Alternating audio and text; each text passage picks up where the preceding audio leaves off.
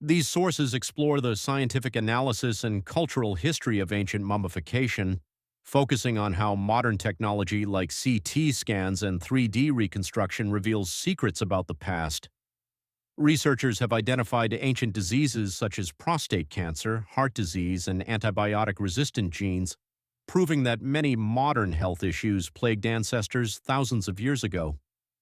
The texts highlight unique discoveries within specific remains, such as the sophisticated resins used on the nobleman Khoi and the extensive medical ailments of Rameses II. Beyond biology, the articles examine the spiritual rituals of the Egyptians, including the 70-day preservation process and the symbolic mummification of animals. They also address the ethical evolution of Egyptology, moving from historical exploitation to collaborative, respectful research led by Egyptian experts. Together, these records demonstrate how preserved remains serve as a chronicle of human life, bridging the gap between ancient traditions and contemporary scientific understanding. For thousands of years, they've been lying silent, wrapped in linen and a whole lot of mystery. But mummies are so much more than just props in a horror movie. They're these incredible time capsules. And now, with modern science, we're starting to unwrap secrets that have been hidden for millennia. And what we're finding? Well, it's literally rewriting history. All right, first up, we're diving right into the most shocking discoveries. We're going to peek inside these ancient coffins to see what secrets the embalmers left behind, sometimes on purpose and, well, sometimes by complete accident. So what are they really hiding in there? Let me tell you, some of the answers are completely out of left field, challenging pretty much everything we thought we knew about the ancient world. Okay, get this. Let's talk about King Tutankhamun. Turns out he was mummified with an erect penis. And no, that wasn't some kind of weird accident. The embalmers actually set it at a perfect 90-degree angle on purpose. Why? To make him look like Osiris, the god of the underworld. It was all about symbolizing his power of regeneration, a seriously powerful religious statement. So we go from the divine to the downright clumsy. Just imagine you're an ancient embalmer. You're deep inside a skull trying to get the brain out and your tool just snaps. Whoops! A CT scan of a 2,400-year-old female mummy showed exactly that. A piece of a brain removal tool broken off and just left behind. A mistake that was probably so hard to fix, they just decided to leave it in there. It's one of only 2 times we've ever found anything like it. And here's something else that might surprise you. A lot of diseases we think of as modern have actually been with us for a very, very long time. Scientists found the world's oldest known case of prostate cancer in an Egyptian mummy that's over 2,200 years old. And colon cancer, something we often link to our modern lifestyles, was found in Hungarian mummies from the 1700s.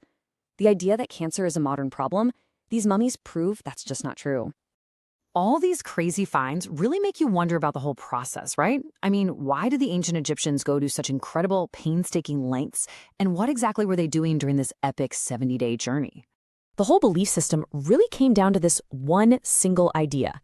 Your soul, what they called your ka, needed to find its way back to your body to survive in the afterlife. So mummification wasn't just about preserving a corpse, it was about guaranteeing eternal life.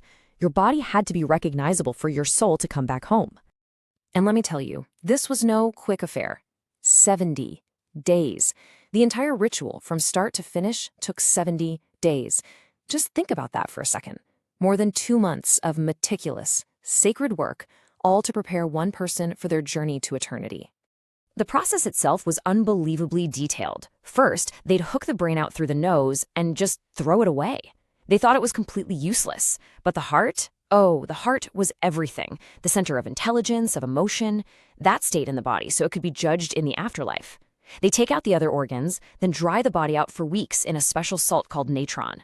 Finally, it was all wrapped up in hundreds of meters of linen, with little magical amulets tucked into the layers for protection.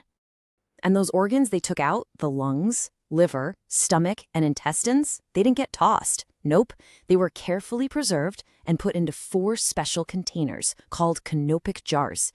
Each jar was guarded by one of the sons of the god Horus, basically acting as divine bodyguards for the deceased's eternal journey.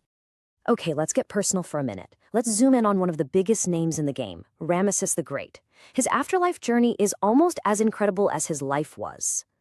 So this right here, This is a CT scan of Ramesses II. Modern tech lets us see right inside him without ever unwrapping a single bandage. And what did we find?